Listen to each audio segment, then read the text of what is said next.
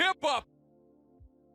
Alright folks, once again, it's time to catch up on the damage control story. Last time I talked to you guys, Bayley believed Dakota's fake locker room attack story, and we were wondering, was Dakota Kai still working with damage control, or was she working with herself? I wasn't sure. I believed that it would be best for Dakota Kai to not turn very fast. I also said that it would be dumb for her to turn before WrestleMania. So what happened? So we had that tag team match between Bayley, Dakota Kai, and the Kabuki Warriors. Bayley starts off the match and they're building toward the Dakota Kai hot tag. The longer it takes for Dakota Kai to tag in, the more obvious what's gonna happen. They did the same thing Asuka did to Bianca, minus the mist. Bayley goes for the tag and Dakota says, nope, she's been duped. Honestly, she should have saw it coming. Bayley fights off Asuka and Kairi and goes after Dakota. She gets overwhelmed. They jump her, Dakota Kai slaps her in the face, and Io Sky delivers double knees to her back. It's nice to see Io Sky do something for a change. They continue to taunt her and the updated damage control theme plays. Evil cartoon villain Io Sky laughs her ass off. Honestly, the beatdown could have been a lot worse. Bayley got off easy. They could have really hurt that woman. I guess you could argue the psychological damage was pain enough. I mean, they went out of their way with this whole plan just to screw with her head. Now, I've seen some people say that it's so sad that nobody came to help Bayley. It's not sad. Her actions have consequences. Years of being a heel and bullying the girls backstage has come back to bite her in the ass. Ramifications. I love it. She brought this on herself.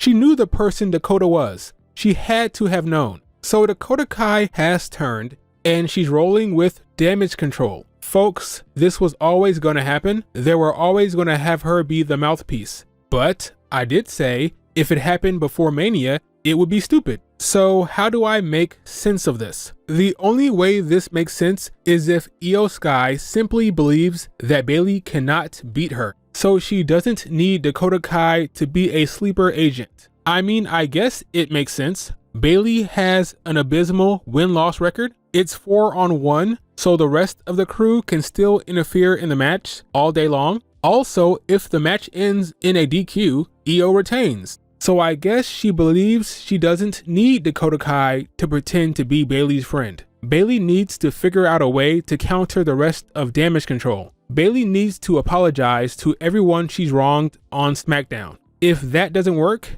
maybe she can recruit the Unholy Union. They hate the Kabuki Warriors. Or maybe she can recruit Jade Cargill? I bring up Jade because after the attack on Bayley, damage control run into her backstage. She had a little face-off with Io Sky, and that's about it. Honestly, at this point, if you believe these face-offs mean anything, you're a sucker. Jade Cargill is facing off with everyone and their mother. I do not like the idea of Jade getting involved in this. She's not connected to the story at all. So that was it for SmackDown. Now we move on to Raw.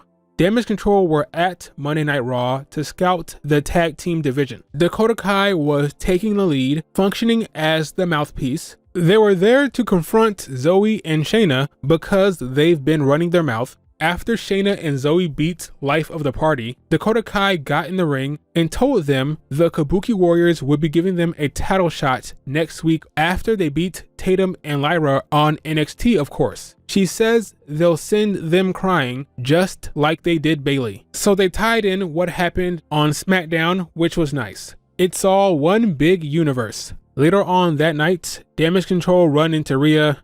She tells Io Sky to stay out of her territory, and that's about it. Nothing to see here. Fun fact, Rhea Ripley has never beaten Io Sky. Every time they faced each other in NXT, Io won. So that's where we're at, folks. The Kabuki Warriors are booked and busy. Bayley needs help, and she's on her own. I wonder what's gonna happen next.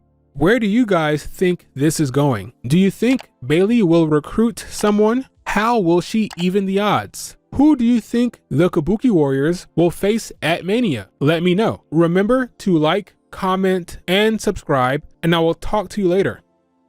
Kip up!